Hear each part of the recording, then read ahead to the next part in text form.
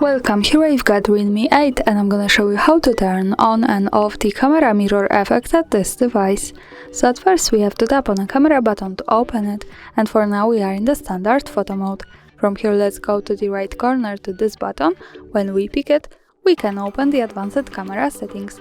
Now we have to tap to the advanced settings option. And here at the first space we have flip selfie, so this is our mirror effect. By using button from the right we can turn it on and turn it off, like that, as we need.